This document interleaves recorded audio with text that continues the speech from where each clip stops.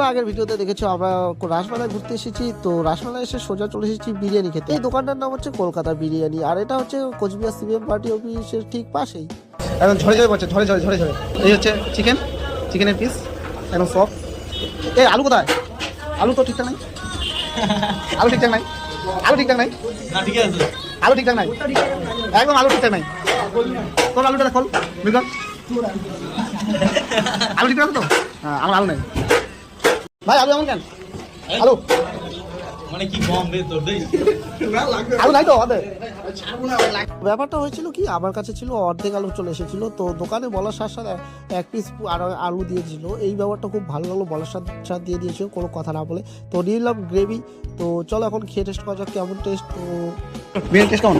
Test কেমন বলো? Test খা খা, টেস্ট কেমন?